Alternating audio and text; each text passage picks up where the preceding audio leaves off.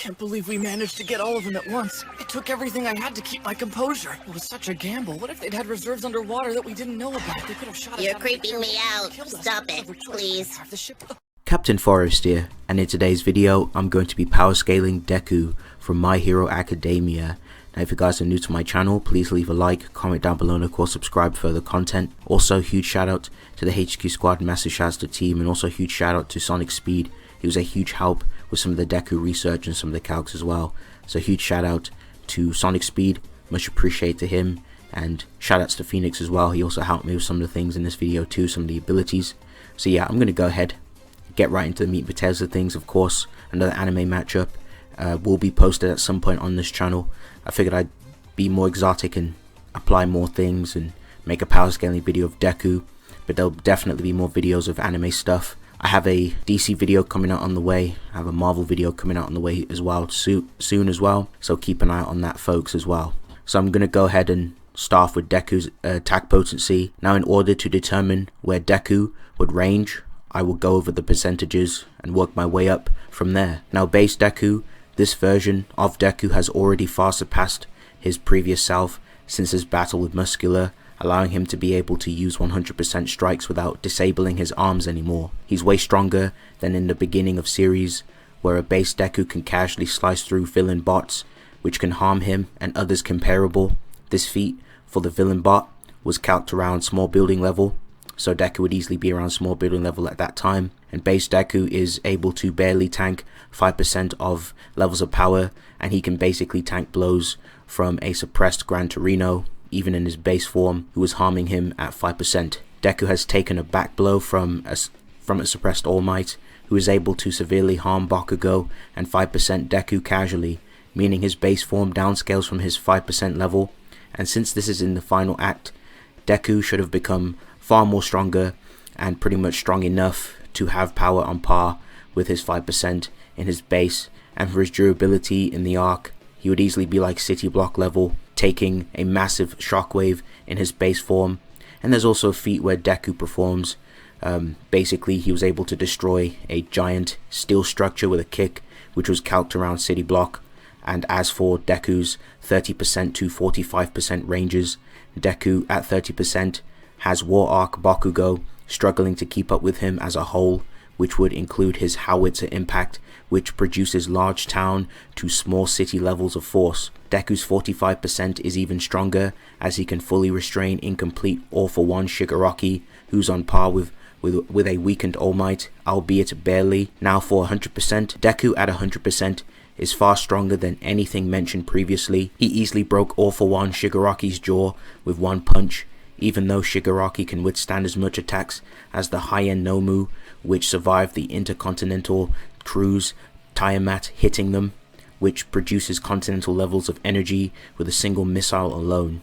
Even though the Nomu survived all 10 hitting it, barely surviving, so we can just assume it's at least able to take at least one missile. So even if we lowball and downgrade it, it's easily like continent level at least, or multi-continental for Deku. Now we can get it higher, obviously, into like full-on multi-continental with the 120% plus the gear shift increase.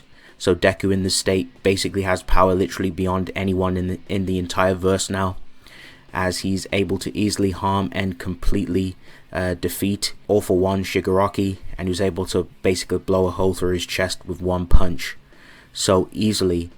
In terms of like attack potency, like Deku coming a long way from, you know, just him being like a bum, a fodder from like small building level, and with the higher percentages and him getting stronger and getting better with One for All, he's easily ranging around the continent level to the multi-continental ranges of attack potency. Very impressive. Now let's go ahead and move on to speed. So for base Deku, his movement speed would be supersonic for moving hundreds of meters in an instant, and his reaction speed is high hypersonic, since he's able to react to attacks that he can tag in his 5% level form, of course with the 5% percentage.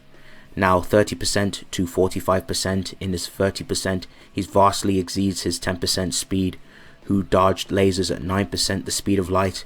His 45% is far faster, as he's able to outpace Gran Torino and several other pro heroes, the former of which saved 30% Deku and Bakugo from an attempted attack from All For One Shigaraki, who has comparable speed to weakened All Might, who blitz beings made out of pure light, which was calced around the 54% the speed of light, so easily some relativistic or subrel, depending on where you take the percentages, of course.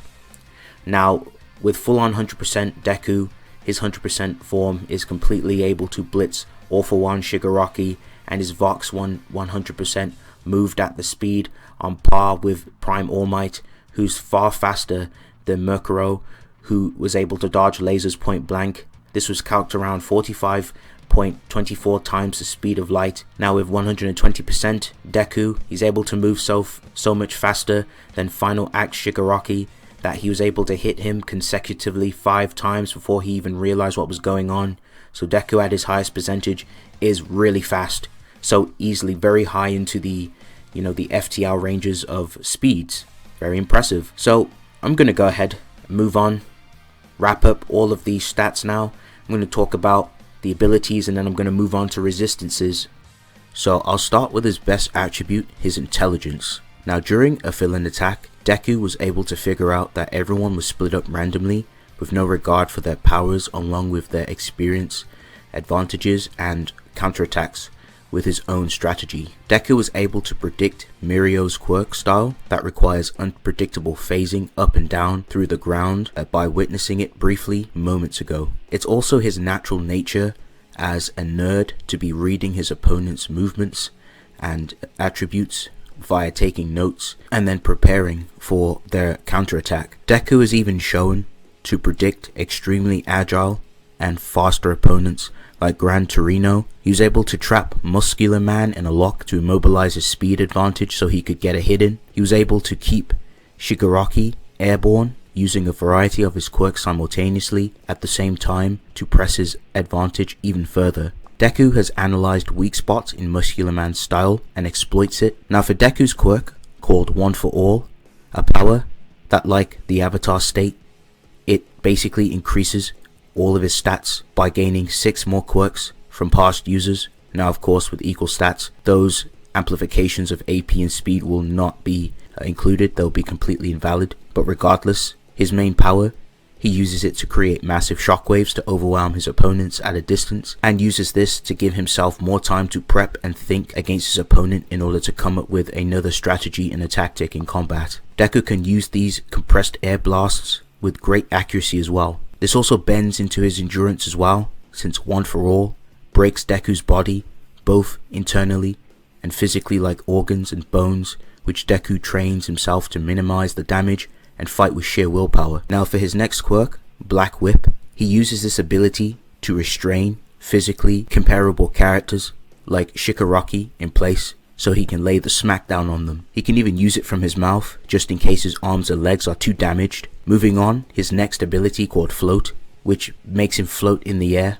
After training with it, he gains the ability to fly. And Deku's next quirk works like Danger Sense, so it basically gives him a form of precognition and allows him to detect oncoming threats in combat. And his next quirk is called Smokescreen. The ability is used mostly to distract foes so Deku can get an opening on them. Now for his final quirk ability, for Jin, this ability allows him to use high amounts of his power while at the same time conserving energy for better efficiency in combat. Now for his hacks resistances, 9 tried to steal Deku's quirks, but the past users inside prevented it and blocked it out since there were too many users for him to steal. Deku has also resisted mind control.